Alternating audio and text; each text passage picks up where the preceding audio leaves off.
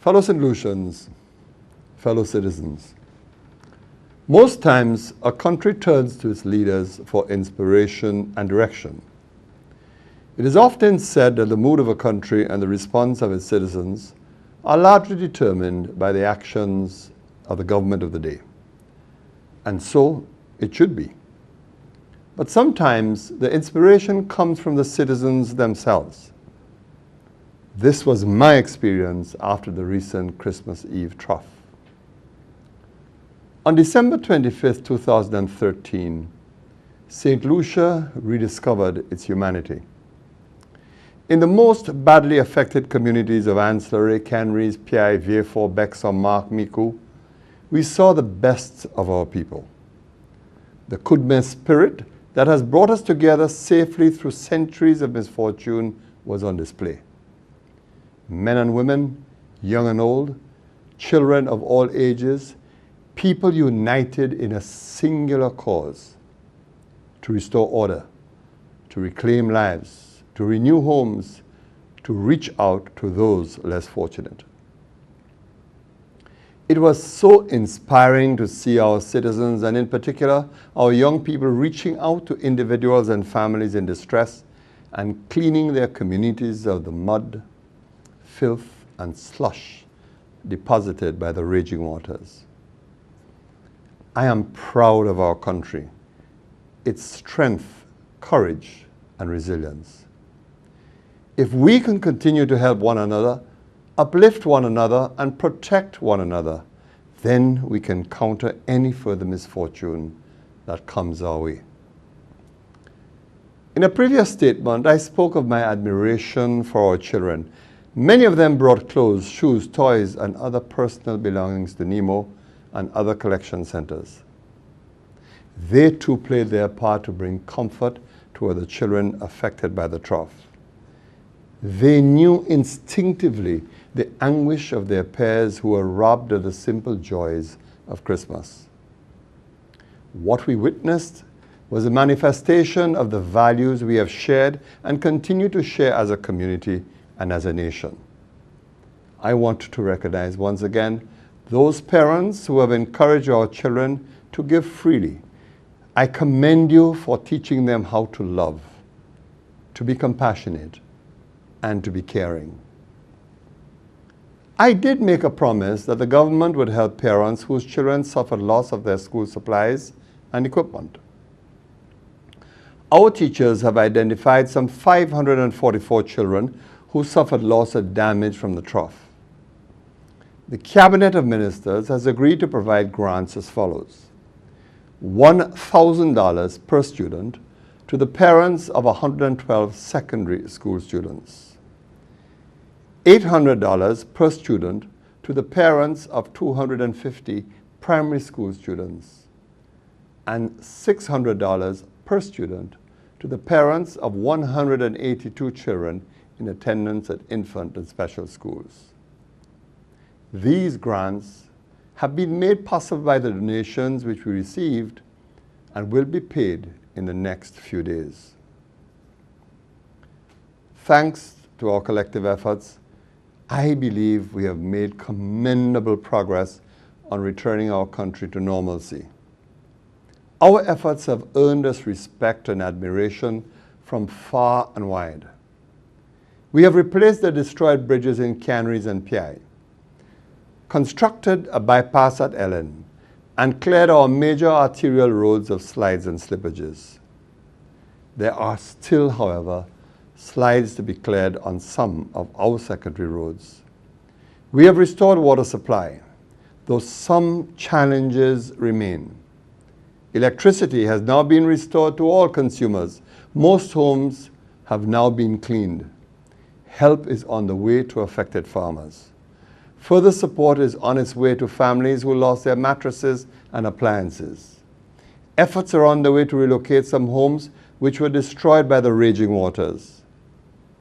And while I'm on this theme, I want to reassure the people of Vieux-Fort that the concrete slabs which were torn away from the highway by the floodwaters will be restored as far as possible to its original condition. I know and understand what this concrete strip means to the people of the South. To date, we have received cash donations to the value of $5,113,354.95. Additionally, the Caribbean Development Bank has made available to us a grant of US $200,000 and a loan of US $750,000 to finance cleanup and restoration activities. A team from the World Bank is currently in the island undertaking a damage assessment, the likely impact of the damage on our gross domestic product, GDP, and the cost of replacing our damaged infrastructure. I will be meeting the team later this week to be updated on the findings thus far. As soon as the figures are made available, the government will advise you accordingly. This Christmas Eve trough could not have come at a worse time. It arrived in the midst of difficult economic times for us and our neighbors. By now, it has become clear to all of us that the global financial situation has dealt a decisive and prolonged blow to the financial landscape of most countries. We have not been spared. The situation has been more acute for small, vulnerable countries like ours. Our neighboring countries have been forced to make certain adjustments to their fiscal profiles in an effort to adequately deal with their situation. Tough and sometimes unpopular decisions have become necessary. Thus far, we have been able to avoid the financial gridlock and mayhem that we have witnessed in many developed economies. Unquestionably, this recession has been painful for many of our people. It has not been easy. Some of our citizens have lost their jobs as the private sector made adjustments to cope with the downturn. Some businesses have suffered in the process. I know that many families are engaged in a continuous battle to make ends meet. Not even banks are immune. Over the past year, 3 of our banks reported losses in their operations. For example, the banking giant CIBC First Caribbean International will shed some 350 jobs across the region because of annual losses of US $27.5 million incurred at the end of October 2013. I believe that the worst is over for our private sector. There has been a good, solid rebound in tourism. Stayover arrivals for the period January to December 2013 totaled 317,318 visitors, a 3.4% increase from the previous year. The island recorded increases in 9 of the 12-month period, with June and September recording double-digit increases. Likewise, we experienced a 5.3% increase in cruise arrivals over the previous year, 2012, particularly between the months of May to October. There is evidence of renewed life in the real estate sector. Some of our hotels are now engaged in expansion and refurbishment. Foreign investment is gradually returning to St. Lucia. I cannot say the same thing for the finances of the government of St. Lucia. This is where our problem exists. Our principal problem is what economists refer to as the fiscal deficit.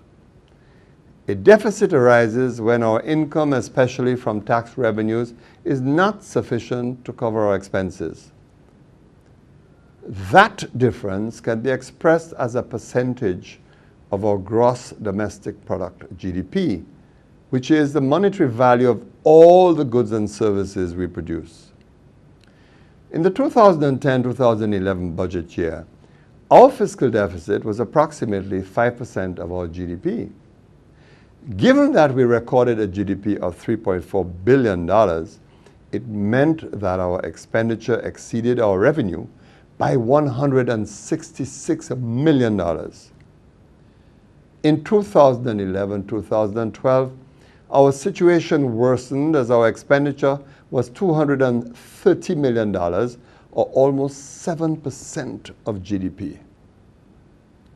In 2012-2013, our situation deteriorated even further because we had to continue projects that had been started by the former government. The deficit climbed to $328 million, or 9.5% of GDP. In this current budget year, notwithstanding the increase in salary to all public servants, the government was able to change the trajectory of the deficit to a forecast of 7.7% of GDP, or $286 million, because of tight expenditure controls and significant cuts in our capital works program. Despite the forecast, we have been very cautious and prudent in our financial management, and the actual outcome is expected to be 6.7% of GDP, if not lower, or an overall deficit of $243 million. So we are taking measures to reduce our deficit to a level that is regarded as desirable by investors. However, greater effort has to be made to reduce expenditure to get us on a path of fiscal sustainability. We have unfinished work. We have to try to equate our current revenue with our current expenditure. Admittedly, there are instances where current expenditure will exceed current revenue. However, this should not be the acceptable norm. When this happens, all efforts should be geared towards returning the situation to normal. This is now the challenge that confronts us. In the past, we handled our deficit by borrowing. There was a time when banks and other investors were eager to lend governments money to deal with their deficits.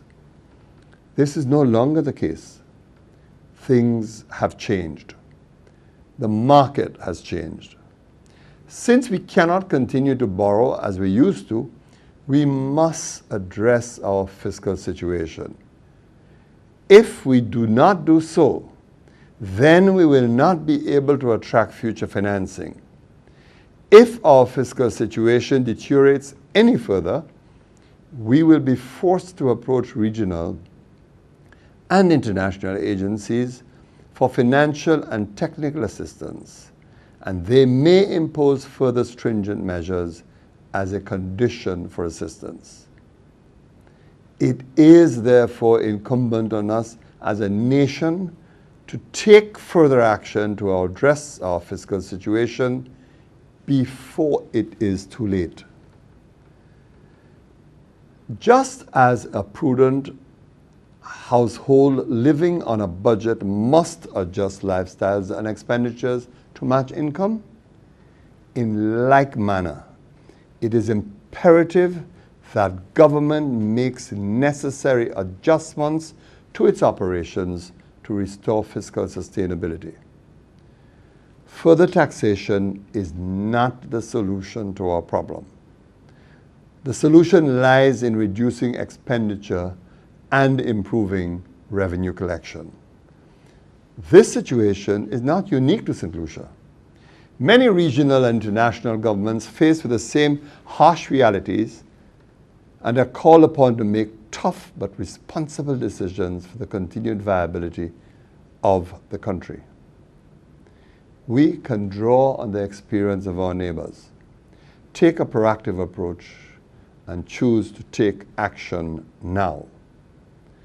Whatever adjustments we need to make will be announced after discussions with our social partners at the retreat on the economy, which I shall touch on momentarily. The adjustments will be temporary, but they are necessary to ensure the future growth and development of our country. Mindful of the challenges that lie ahead with the government's fiscal position and generally the state of our economy, We have invited the business community, trade unions, and other social partners to a retreat on the economy. At that retreat, we will share with our social partners the challenges which face the economy in a frank and open manner. No doubt the business community and the unions will also share their concerns with the government. I hope that we can find common ground in the search for solutions to restore sustainable growth to our economy. It is vital that we speak from the same page. This retreat will be followed by a meeting between the Monetary Council of the Eastern Caribbean Currency Union and OECS public sector unions and associations in February at the headquarters of the central banks in Kitts and Nevis. At this meeting, the Monetary Council will share with the representatives of trade unions and associations the challenges which face regional economies and the need for a shared and collective approach in the months ahead. Fiscal adjustments will not mean a retreat on investment. On the contrary, investments are vital to creating a sustainable economy, providing jobs and greater income for our people. The situation requires us to engineer a change in our approach to financing critical investments in infrastructure. More reliance will have to be placed on the private sector to finance new investment. You will begin to see more evidence of the change in approach as we move to finance the construction of public buildings, roads, and other vital infrastructure. For example, a different model will have to be used to finance the construction of the new terminal at the Hewanorra International Airport. All have now agreed that the approach used by the former government would have been a significant liability on the state, which would have increased our public debt profile to unacceptable limits. I will provide you with the details of our approach in the next budget. This is perhaps a good opportunity to reassure you that the St. Jude Hospital will be completed this year. I am exceedingly pleased to inform you that the Republic of China Taiwan has agreed to extend a loan to St. Lucia on concessionary terms to assist in financing the completion of the hospital. This loan will narrow considerably the full amount which we require for the completion of the hospital. Again, I extend a heartfelt thanks to the Republic of China Taiwan, to its government, and to its people. Despite our challenges, there is no need to be afraid about the future. We live in interesting and exciting times. Never for one moment doubt the quality of our minds, the passion, and the will of our people. We all have come a long way, whether individually or collectively. Ideas which we once shunned, we are now able to embrace. Consider for a moment that despite our fiscal challenges, we have introduced laptops to our children in Form 4 in our schools, employed in the course of the past year over 3,000 persons through our NICE program, extended home help to our elderly, enhanced our sport infrastructure. We have had unequal investment in community infrastructure island-wide. Most importantly, we have advanced with the rehabilitation of our island after the ravages of Hurricane Thomas. 4 new bridges are under construction, 3 in Soufrière and 1 at Bois d'Orange. 3 more bridges are due to start in the next few days. Finally, all the slides and the slippages at Bar de Lille will soon be distant memories as work has now commenced on their rehabilitation. All that our situation requires is that we make the right choices. Another issue which I know concerns you is the ongoing fight against crime. Before I go any further, I would like, on behalf of the government, to express our sincerest condolences to all those who have been victims of crime, in particular, the family and friends of those who have lost loved ones to violent crimes. It is true that the number of murders in 2013 was lower than the previous year by 3. But this is a statistic of little comfort. Already we have had 5 homicides for the new year. This government will pursue its agenda against crime relentlessly. Efforts will be made to enact the anti-gang bill at the next sitting of Parliament. Government will review the legislation that allows for the remission of sentences for convicted murderers. A life sentence must mean what it says. 7 years for rape or carnal knowledge must mean 7 years served. The government will also revisit the Bail Act to tighten up on the grant of bail to accused persons, especially those convicted of gun-related crimes.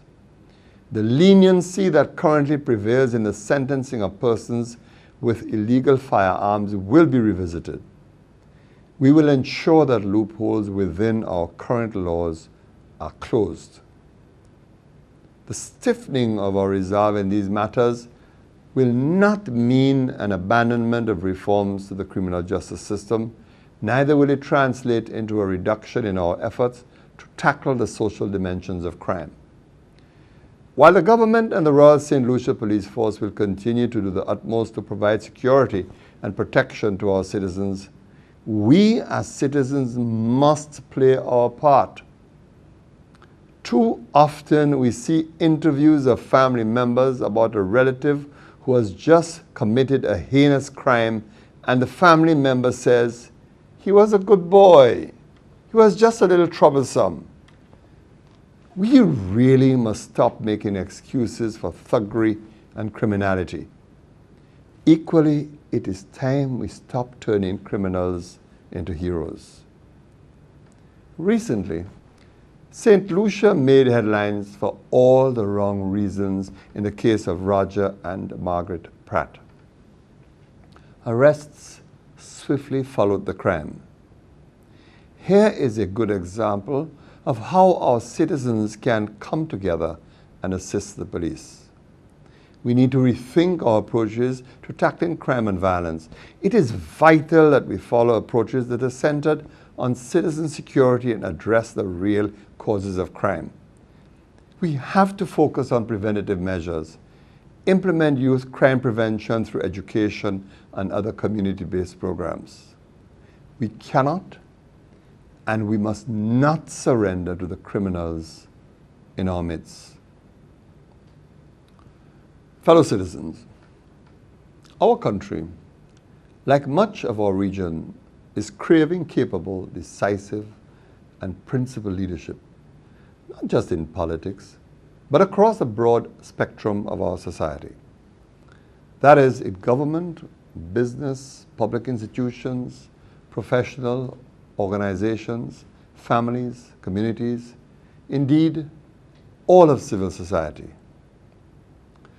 Once counted among the most progressive peoples of the developing world, the Caribbean now attracts scant regard, as we appear unwittingly to be undoing our progress towards sustainability, self-determination, and international respect earned from the principled management of our own affairs.